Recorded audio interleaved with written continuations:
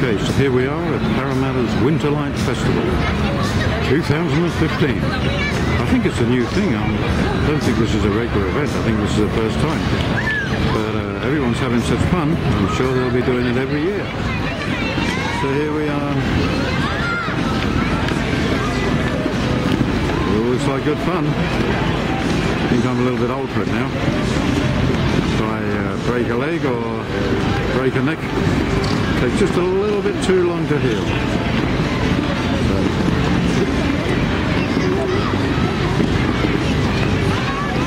Great idea though, the kids are loving it.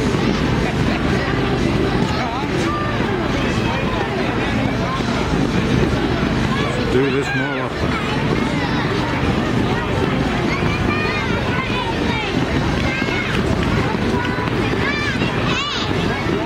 Yep, here it goes. I believe it's called a Ferris wheel, isn't it? Just goes to show the old memories failing.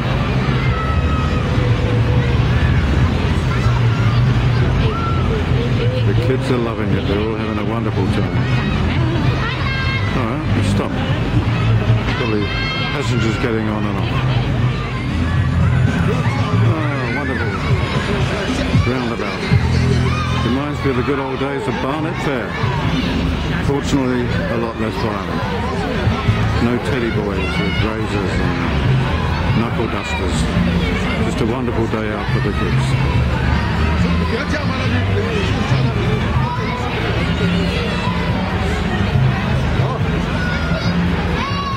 Okay, that'll do. I'll wander off. Hey, that's a bit of a rip-off. The horses aren't going up and down like they should. It's no good. Oh, they've got the proper fairground music going there. A few years since I've heard that. I don't think I'll have a go on it. Might look a bit stupid. Mind you, it always look a bit stupid.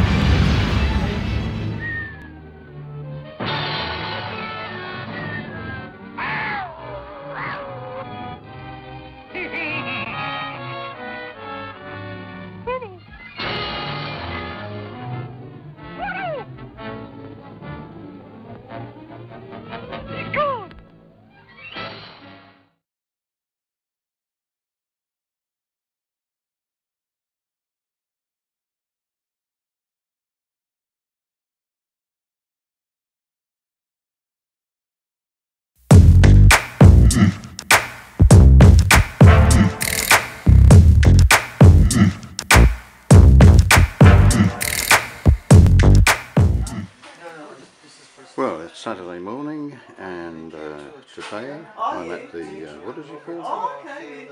The Blue House Cafe. I'm taking a video. You're famous now. You're a star.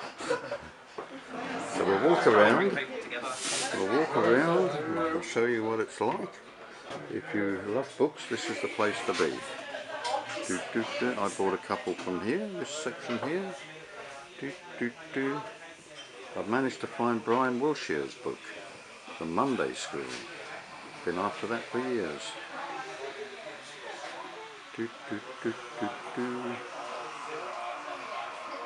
So we just... a cat.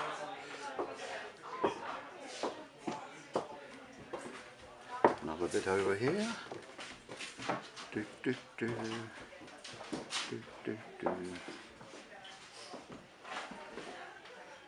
Well, I'm just taking a little bit of a video.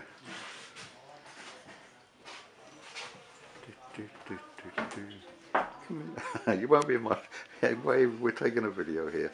Become a film star.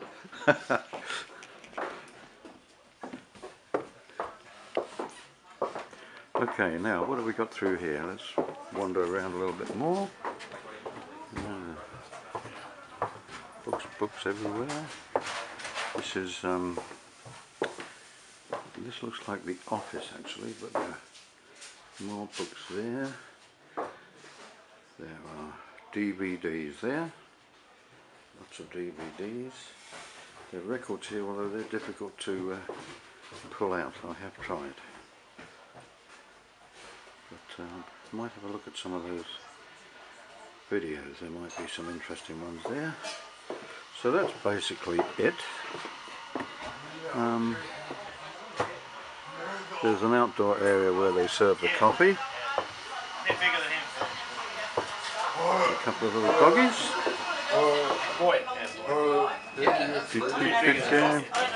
And that's where they serve the coffee. So that's it. Sorry. I'm always in someone's way. There. Are you the owner? No. Oh, okay. I thought. Simon's the owner. Oh, right. Yeah. Whoops. Sorry, doggy. Sorry, doggy. Getting caught up here. Come on. I'm looking after a dog just like that. Could be his or her twin. Yeah. My friend runs a doggy rescue group, you know, and every now and again she gets overcrowded and she says, "Oh, I've got another 4 dogs for you to look after the weekend." Yes. Okay, well that's about it. That's it. What do they call it? The Blue House Cafe in Ross Street. It is Ross Street, isn't it? Yeah, Ross Street, Parramatta. So do come. Wonderful place to visit on a Saturday morning. Okay, that'll do.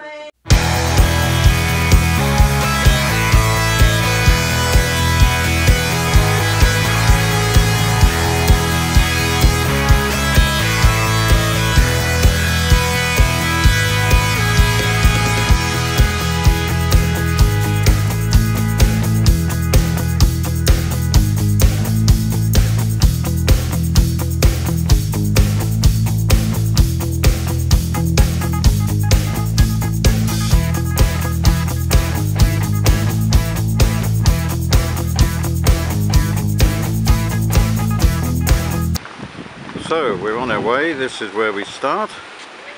You can see the crowds of people winding around the head. Only me on my own today. One lady cancelled, the other missed the connection, and the other one got sucked into a Bondi vortex and disappeared. So it's just me, and that's fine. I'll have a great day out, and I hope I survive the walk. Catch up with you soon.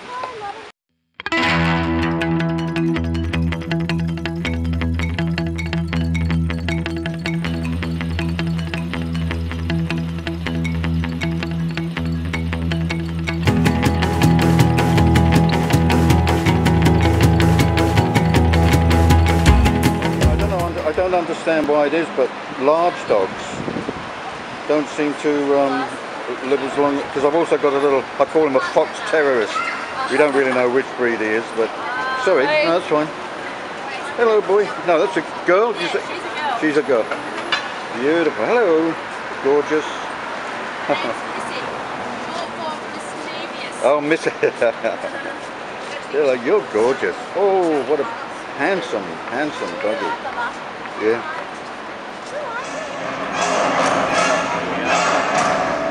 I was just about to move off and go home, but then this came on and it looks kind of interesting, so I thought I'd stay a while. Mind you, we've got the sound box on the way this time, but never mind. You get the general idea.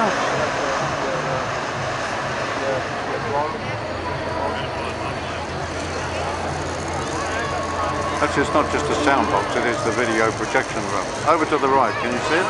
That big black blob.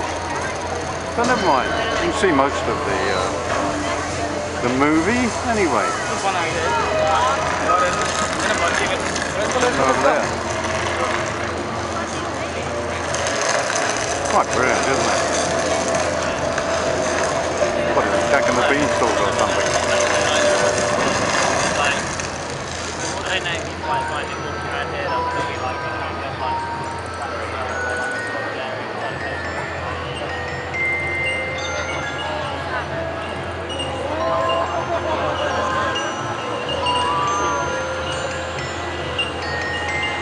I'm trying to hold it as steady as I can, but I keep getting jostled by the crowd. They should be banned. They shouldn't allow a crowd here.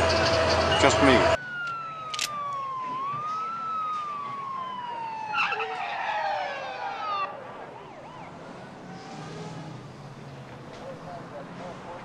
Go ahead. Make my day.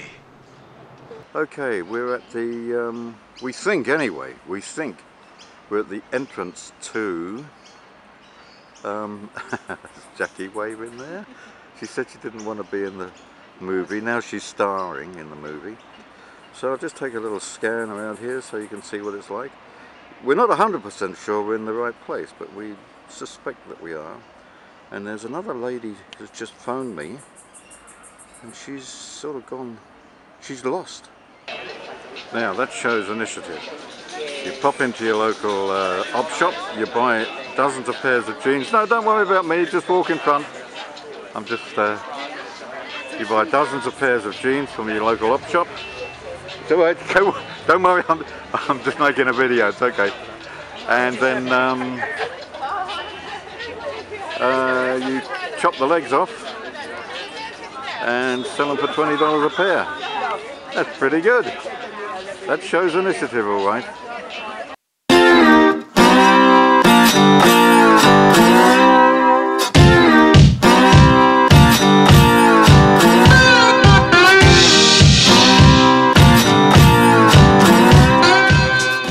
There she stands in the spotlight.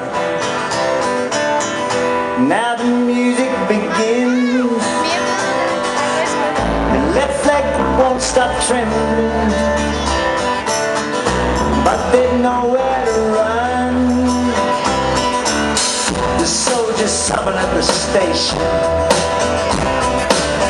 He's taken down to the hall. Listen late in the dark.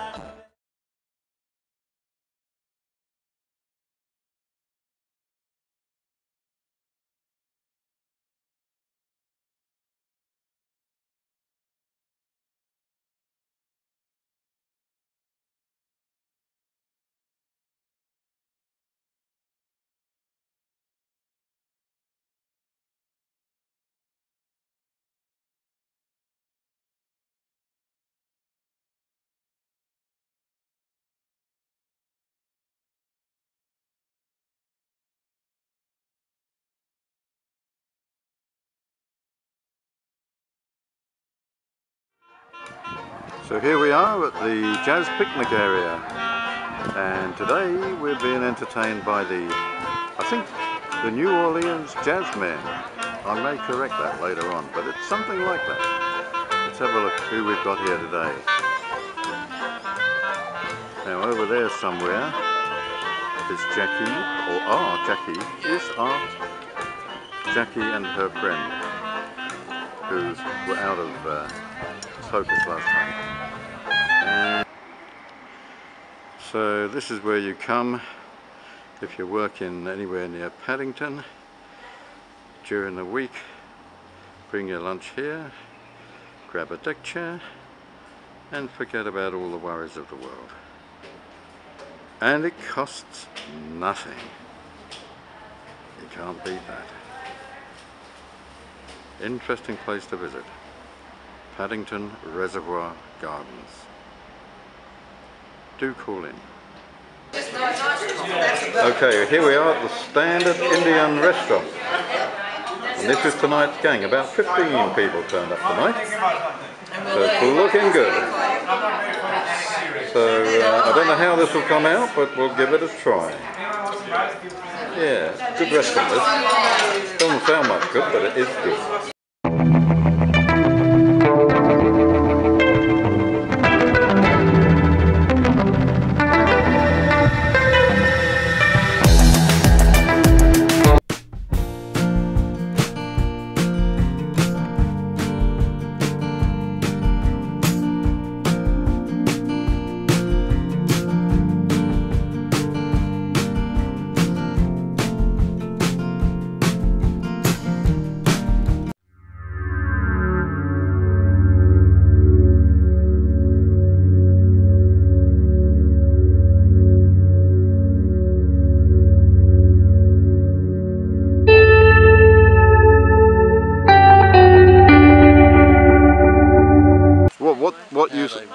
What used to fund it was he used to run seminars,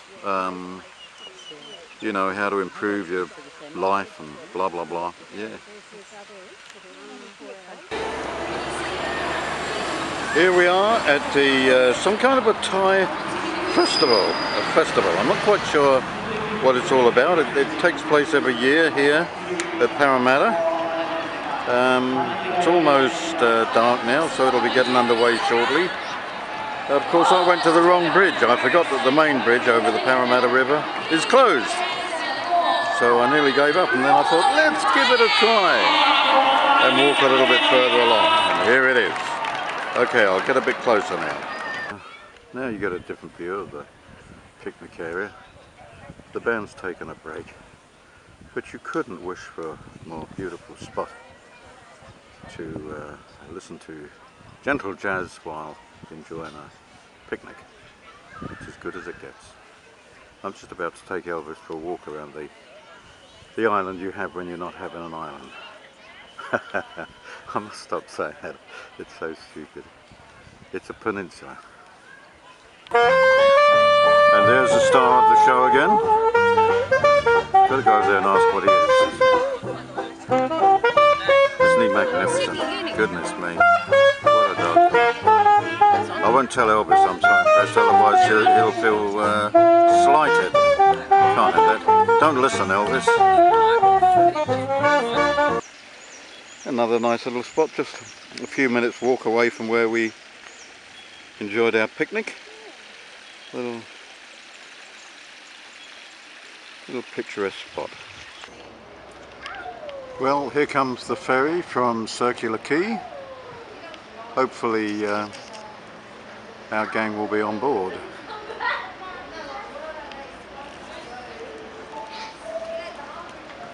Here it comes, coming into the wharf at Abbotsford. I don't know whether I've got this in focus or not, we'll soon find out. Welcome, Sydney Siders from Circular Quay.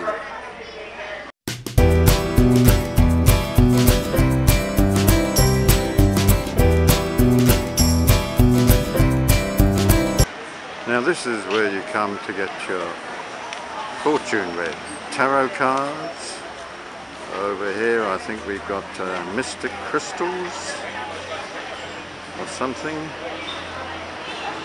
So look, you want to see what you're going to be doing this time next year, this is where you come. You pay, I don't know, I haven't checked the prices, probably 20 bucks, 50 bucks, maybe more, maybe less.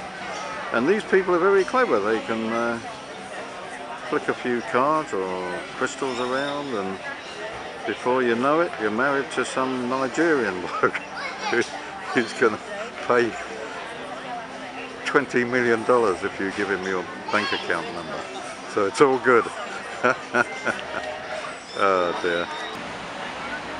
Now there's your actual tarot card reader, and look, she's just beneath the sign for some facial slime that you wipe all over yourself, and it reduces the visible signs of aging or something. I can't see what it does through this viewfinder you have when you're not having a viewfinder, but I'm sure it's every bit as effective as a tarot card reading. It will work wonders for you.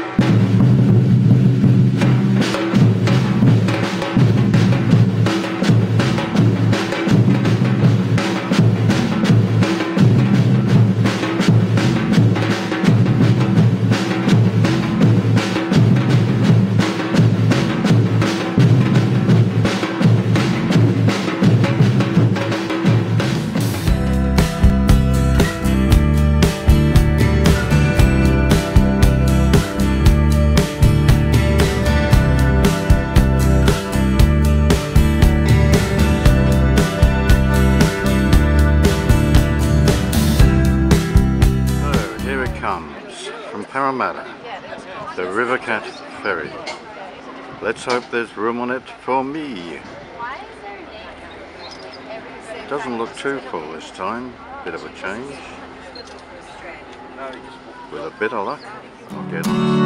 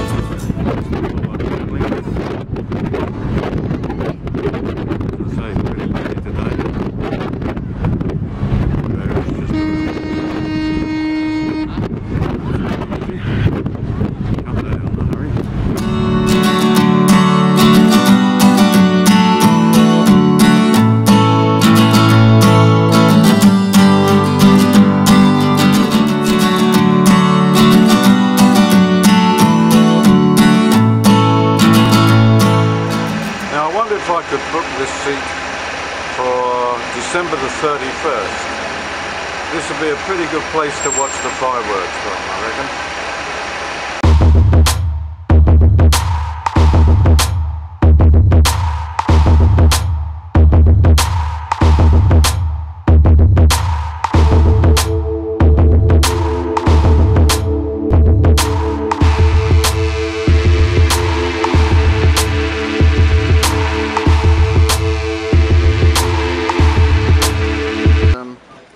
That's the little boat we just travelled on.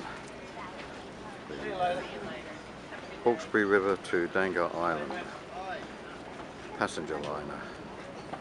Not bad, quite comfortable. Journey took about 15 minutes, I guess. And this is the local cafe. You reach this as soon as you get off the ferry. You're greeted by a nice little cafe. You can have a cup of tea, cup of coffee, or whatever. Nice little place to start the walk, or end it, or both. And just over there you got a little beach where you can pull your little rowboat up, or little tinny, or whatever. Yeah, I would imagine it's quite a peaceful existence over here. You wouldn't get that many Harley Davidson motorbikes roaring by, would you? Have you noticed that's the one thing they've never invented? A silencer for a Harley Davidson motorbike. The muffler thing, silencer, whatever they call it, amplifies the noise. It makes the guys feel manly and masculine. Oh well, I will continue the walk now, off towards the Dangar Island Bowling Club. Wish me luck. I hope I don't get lost. Now apparently, wheelbarrows are the main mode of transport here. Right, so if you bring your granny, you stick her in a wheelbarrow and wheel her up the hill. Well, how modern can you get? Enjoying the music, aren't you, obviously? Bit cold, despite your long fur.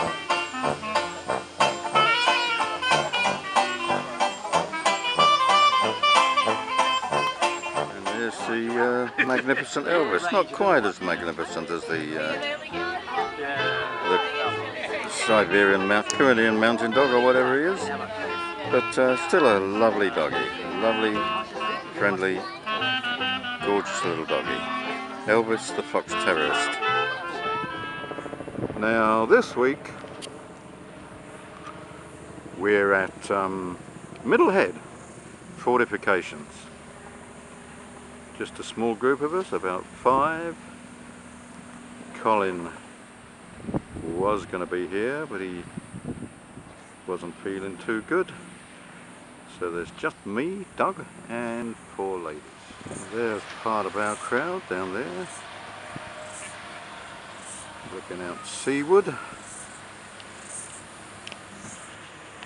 I get in a bit closer? Yeah. There we go. Here comes a pleasure craft of some kind. You know, Seriously, who would want to live anywhere else but Sydney?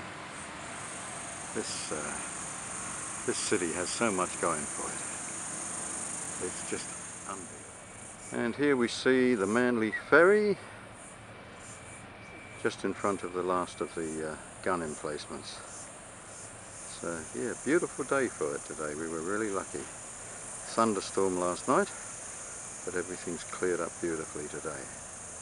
And now we're sitting under a tree of some sort, enjoying some lunch. Oh, look, lovely white pleasure boat. Yeah.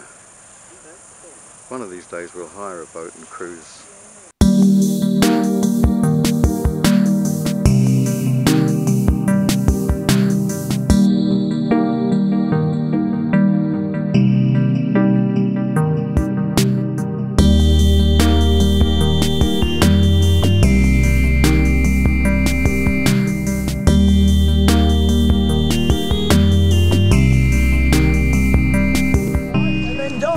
Yeah, but they're slaves to other people that are using them in society. So, not everyone's a slave. Just because you work, for example, for a quid, doesn't mean you're a slave. People who work for a quid who are quite often content with their lives. And by the way, sir, you talk about ignorance. People centuries ago, 2, 3, 4 centuries, are far more ignorant than the most ignorant person living today. Seriously? No, sorry, I'm very passionate because the thing is, I have stood at Gallipoli, which is a beautiful part of the world. Absolutely exotic looking. It is magical looking. When you stand on Gallipoli and you look out at the beautiful blue sea, and it's a beautiful place, and you know that our men went there and killed some innocent Turks as well, and you wonder why. Why is it that our leaders sit at home safe while your sons and fathers are out there fighting for a war to protect what? The innocent leaders? No. War is a load of shit, right? Have an argument and then go home to your own place and go and watch some TV. The thing is, I will never support war. Pro-peace all the way. And anyone who thinks they're protecting somewhere, it's the leaders that need to fight. So this man's point of the ancients, with the hero leader in the front, let him die. This lady's been saying what I've been saying for weeks. Excellent, fantastic. We need to have a different defence system based on not soldiers. You seem to be able to say something. Would you like to have a talk for a minute? Oh, my voice is going. Come on, Anna. I'll just get you a proper ladder. Annette, your go. Yeah, 3. Every year on the 25th of April, we all look at these guys that died as innocent people, and we look at them as heroes. Now, maybe I'm shameful by saying I don't see them as heroes. I see them as innocent victims. People that were sent to the other side of the big planet, right? The other side of the world to fight a war that really had nothing to do with them. Sorry, can I get something out of you, please? Sure. Okay, sorry. Keep going. Now, when I was at Gallipoli, I looked out at the water and I saw how beautiful the place was. It's beautiful. Now, I don't know how much they tell you in Australian history. I'm 45. When I was at school, I was never told how many Turkish men were killed. 5 times the amount of Australian and New Zealanders were Turkish men that were killed. In their own homes, they were not actually a part of the big war, but 5,000 to 1,000 Turkish men died. When you go to that island of Gallipoli, and go sometime in your life, you have quite a few hours to go across the whole part and you look at all the plaques. There are plaques there from Australian men and women that have said things like, our son will never come home. Now, anyone who has a son here, I want you to think about if that was your son in another part of the world fighting for no reason that's real, right? I'm sorry, but the Turks weren't going to come and attack us. Now, what's your name? Mark made a really good point. If the leaders have a problem, if they want more oil, they want more money, they want more land, let them fight it out. Our sons sons and daughters should not go to another place and kill someone else's son and daughter. Who's a parent here? I'm a parent. I don't ever want my child to hold a gun and kill another person's son or daughter. Why are they doing it? Because the leaders at the top want more power, more ammunition, more guns, more oil, more something. Greedy pricks. Your sons are dying for greedy pricks. Let them fight their wars. Now, you go to Gallipoli and have a look at the plaques that say, "My son will never return home." And you think about your child never returning home. And then next to it, another plaque will say, "Our son died for liberty." Really? An Australian went all the way to Turkey to free Australia, did they? Bullshit. And if you want to stay ignorant about that, you know what? Fantastic. Go home, drink more alcohol, numb the brain out. That's fine. But there's innocent men going and fighting wars for this, right? None of you understand. They're not heroes, they're victims. They're victims, and we are stupid for sending them over. Stupid. They are heroes in the sense that they love their families. They love their families. They want to protect their families. But the thing is, the more of them that don't do this, the more of the world that will stand up to these assholes at the top, the more freedom we will actually have. Now, you can all say, "Oh, hippie love, what a load of bullshit." I have arguments with people, but you know what? I tell them what I think, and then I go home and I switch on my TV and I have a glass of wine. I don't have to worry about it. I'm not going to go and kill a person I have an argument with, right? I'm not going to go and take their car or their home off them. If I don't like someone, I go home and I hang out with my family. So why can't the leaders at the top just leave these other countries alone, right? And Mark made a good point. If there's someone like Hitler out there that really needs to be taken care of, take care of them, not the rest of their society. Because you know what? They're sitting safe while all the men and innocent women and women are dying. So as far as I'm concerned, on Anzac Day, rather than thinking hero, hero, hero, feel the sadness of the families that lost those men. Thank you. And anyone who has a son or daughter here, remember that. Very good. Brilliant. Now, how do they get good people to do bad things? Very easily. Give them an enemy and make them believe that that enemy will kill them if we don't kill them first. And how do they do that? They invent things like religion, politics, and such like. And that way they get thousands of people to pick up a gun and go millions of miles, thousands of miles to kill other people they don't even know. What for? Stupid, because they are ignorant themselves. The idea is to get educated and know why we exist, why we do what we're doing. And I wrote this book, Civilization Hijacked, to show just why. I want to talk about the next war, which won't last for very long, could all be over in 24 hours. You've got 6 minutes. I've got 6 minutes to talk about nuclear war, global nuclear obliteration. There was a woman who back in about 1978 wrote a book called Nuclear Madness. Her name is Dr. Helen Caldicott. She in turn, or prior to that, she read a book by a bloke called Neville Shute. It was called On the Beach.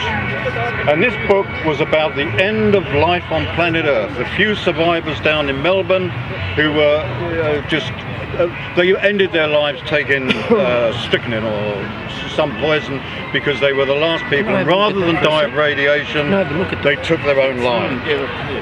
Everybody I speak to today remembers the Cuban Missile Crisis. Oh yes, we all know about that. You know, we got over that. John F. Kennedy saved us. What everybody, I've never met anybody, but except for perhaps Albert here, who is aware of how many times we've come close to nuclear obliteration since the Cuban